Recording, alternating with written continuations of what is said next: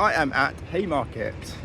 Today's adventure starts here at the Hearts Clock, as it is known.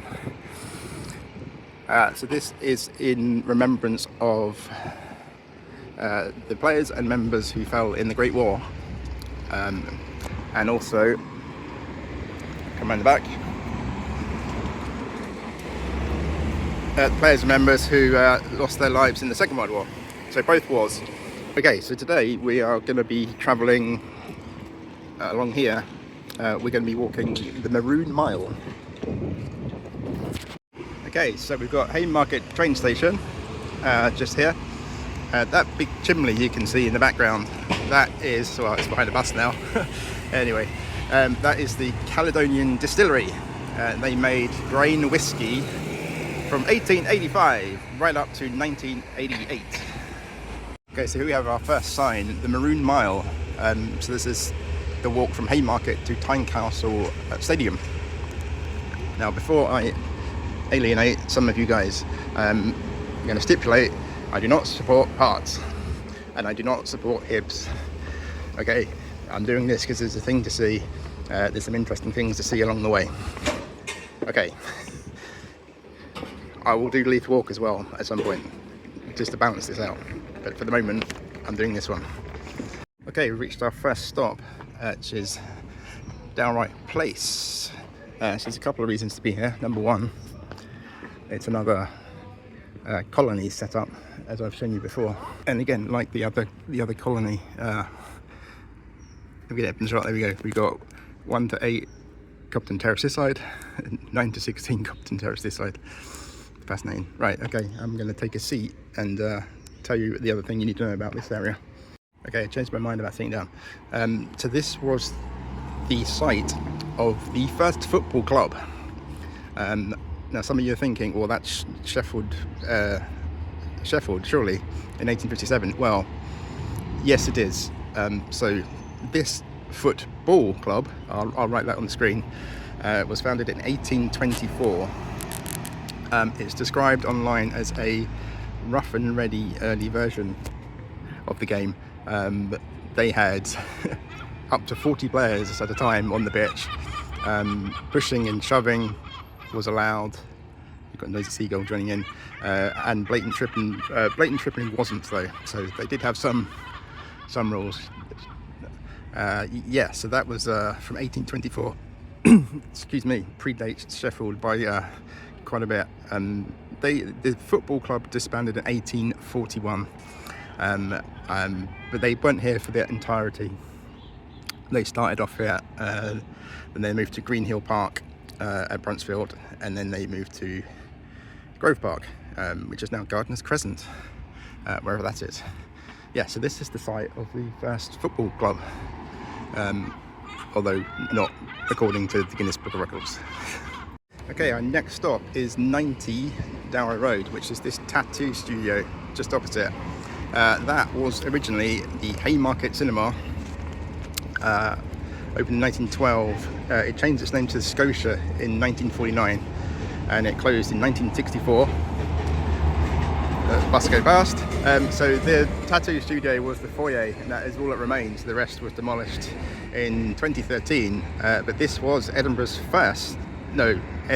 oldest purpose-built cinema.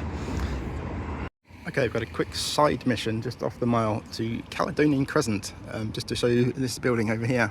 We have this Victorian swimming pool, Dowry public baths. It's looking quite grand from the outside. I'm not able to go in, and even if I was, I'm not going to be able to film the swimming pool or anything like that, so you just have to look that one up online. But there we go, it's here. So just opposite the Clock Cafe and Diner, we have this statue.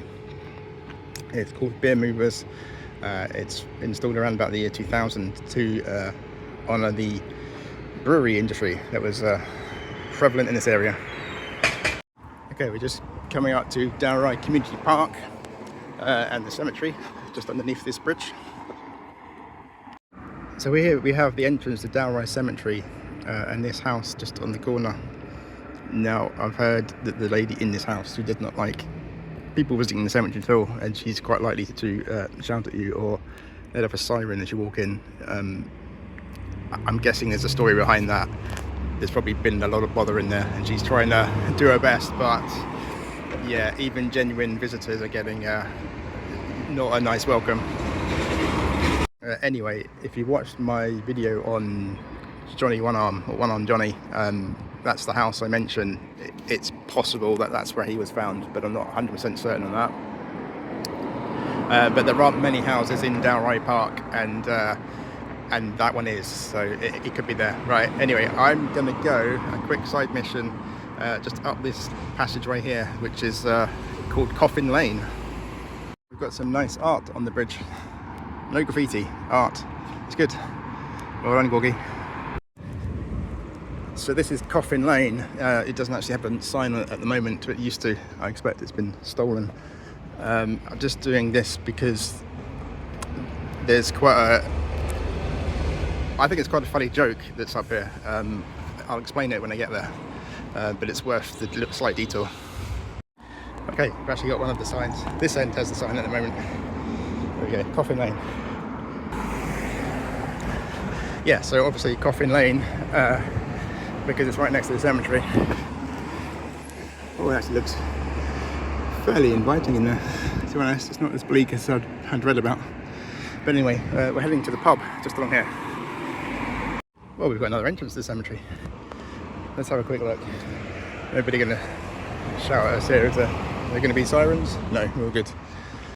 So there's a lot of headstones that are lying flat.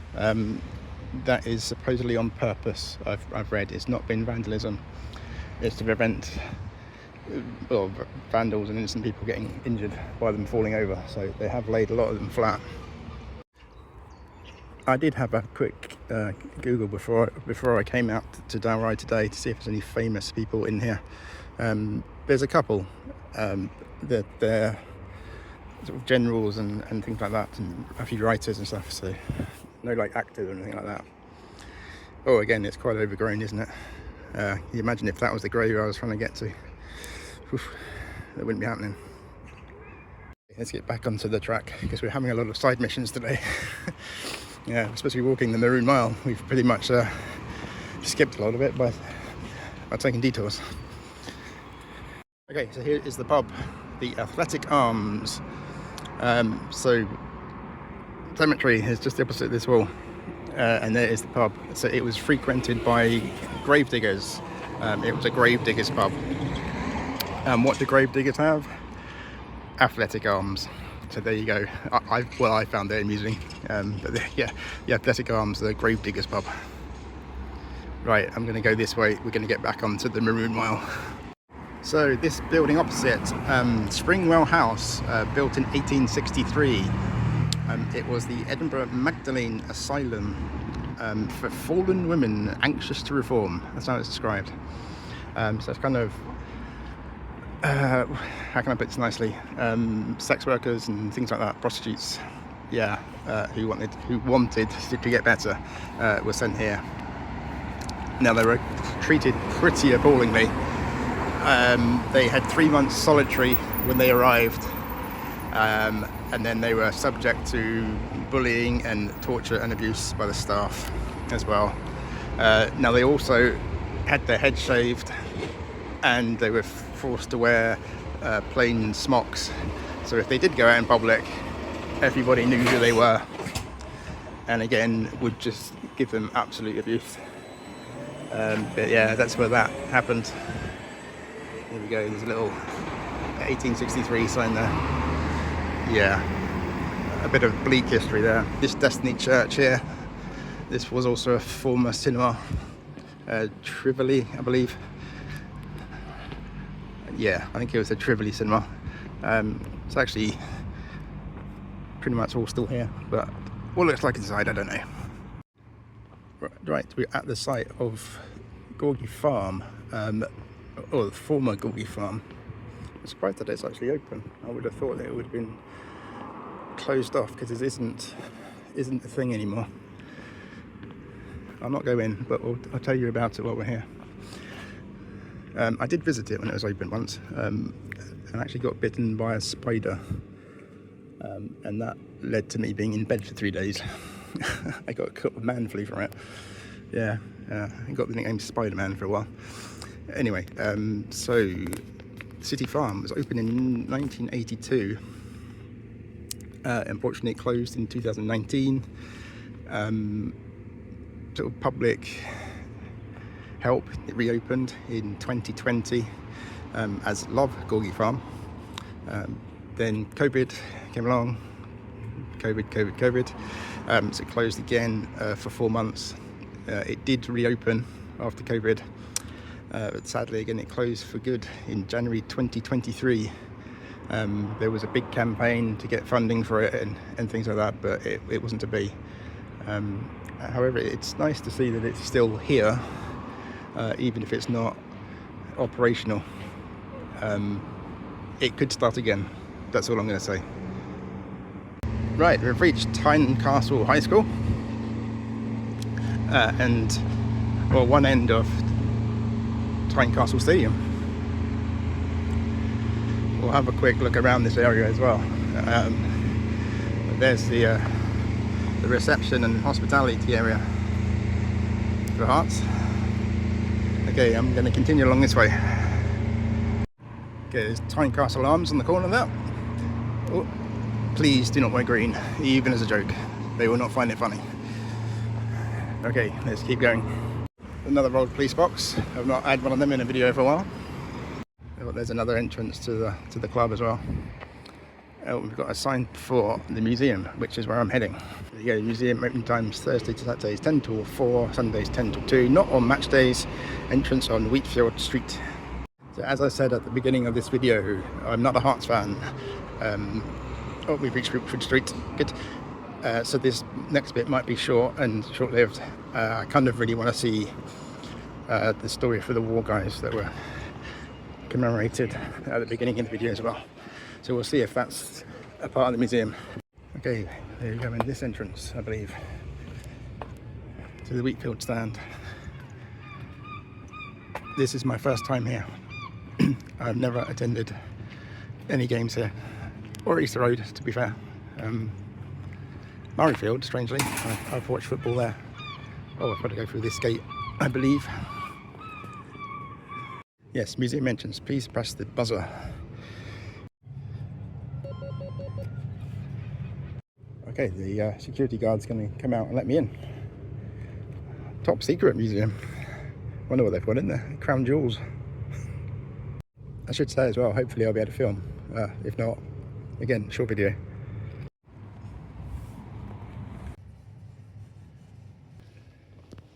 All the war stuff. Some of the war medals for players. It's kind of the thing I wanted to see. Bravest team. So lots of the players went off to war and didn't come back.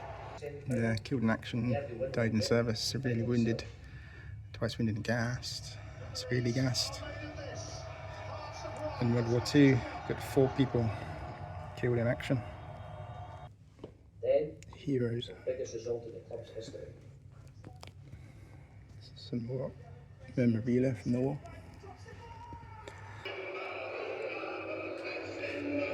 So it's not a very big museum, but yeah, it's worth seeing. Got a blue moon presented by Manchester City. Cup final, some trophies in the boots, the tops. Oh, it's a replica Scottish Cup, not the actual one. There's a list of their honours.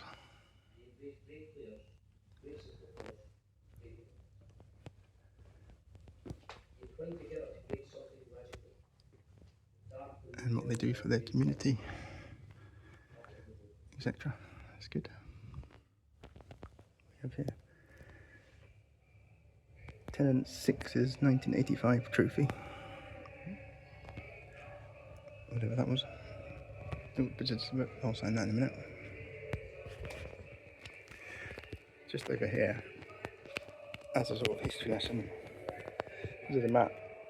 It shows all the places where they have played as a home side before they settled on this stadium.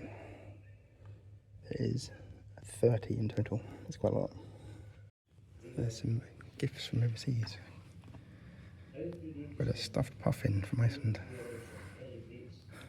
Interesting. One of the better museums I've been to inside a football club. I think the only one that's better than that is Preston, but that's a sort of national exhibit, not just a club one. But yeah, okay, it's time to go. Bye.